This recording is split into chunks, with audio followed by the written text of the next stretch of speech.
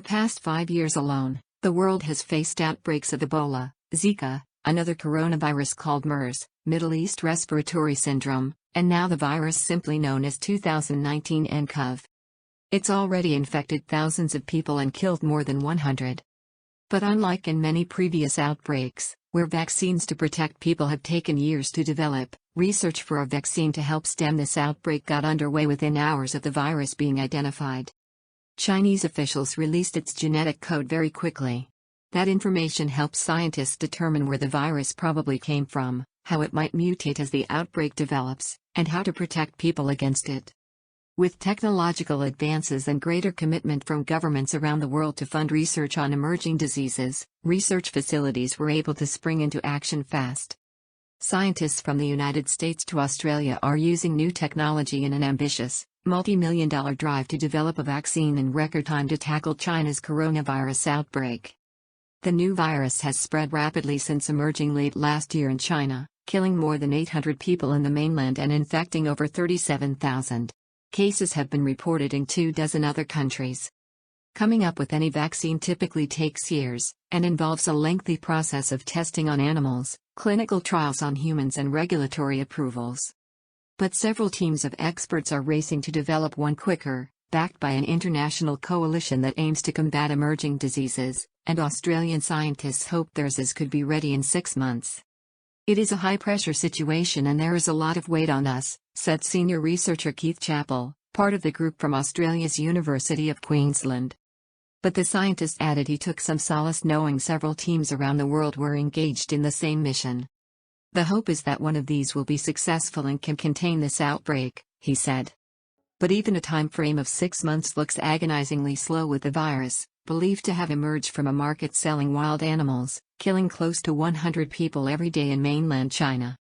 At such markets, outdoor stalls are squeezed together to form narrow lanes, where locals and visitors shop for cuts of meat and ripe produce.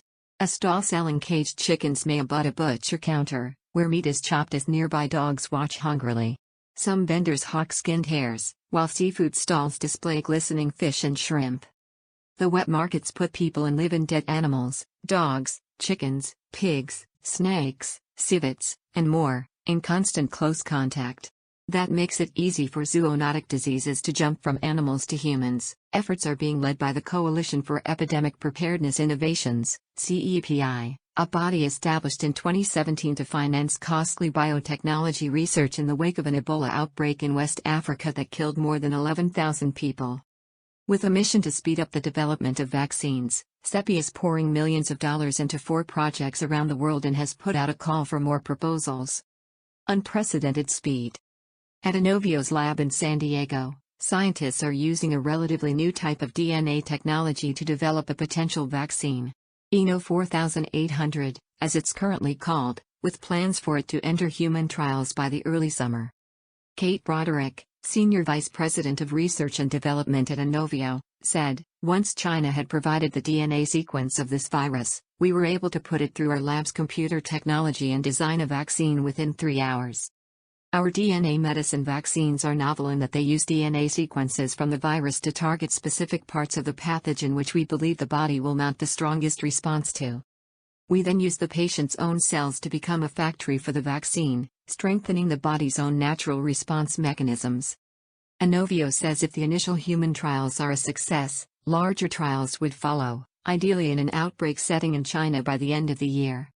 It is impossible to predict whether this outbreak is likely to have ended by then. But if Inovio's timeline goes to plan, the company says it will be the quickest a new vaccine has ever been developed and tested in an outbreak situation. The last time a similar virus, SARS, emerged in 2002, China was slow to let the world know what was happening.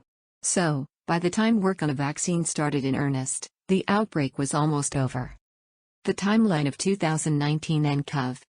December 31, 2019, China alerts the World Health Organization, WHO, about a spate of pneumonia-like cases in Wuhan.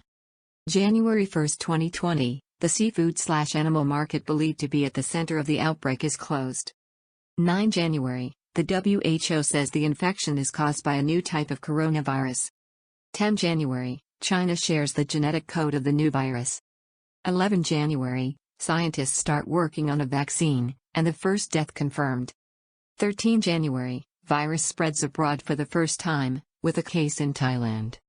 The work in these labs is being funded by the Coalition for Epidemic Preparedness Innovations, CEPI, which is made up of and funded by governments and philanthropic organizations from around the world. It was created in the aftermath of the Ebola outbreak in West Africa to provide funding to accelerate the development of vaccines for new diseases. Dr. Melanie Saville, Director of Vaccine Research and Development at CEPI, said, "The mission is to make sure that outbreaks are no longer a threat to humanity and to develop vaccines for emerging infectious diseases." Molecular clamp. CEPI is also funding 2 other programmers that are developing a vaccine for this new coronavirus.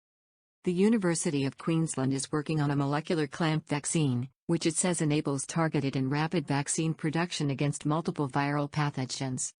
Moderna Incorporated in Massachusetts has also joined forces with the U.S. National Institute of Allergy and Infectious Diseases to accelerate its research. The WHO is coordinating this global quest for a new vaccine.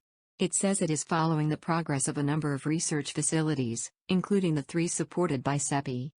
Although efforts to come up with a vaccine for this new coronavirus have been accelerated, research is still at an early stage at all the facilities in the race to find a new vaccine.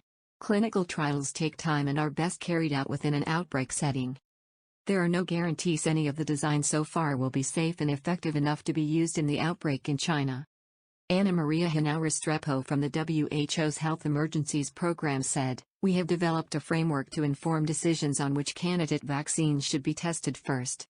The experts will consider a number of criteria, including acceptable safety profile, induction of appropriate immune responses, and the timely availability of sufficient supplies of vaccine doses. Understanding the disease, its reservoirs, its transmission, its clinical severity and developing effective countermeasures is critical for the control of the outbreak." The WHO is due to decide which vaccine will be tested on humans first in the coming days. Inovio has announced that it will collaborate with a biotech company in Beijing who can help manage human trials which are due to start in the summer. Dr. J. Joseph Kim, President and CEO of Inovio, said, "This collaboration allows us to enter China and deliver our vaccine into the areas where they need it most as soon as possible."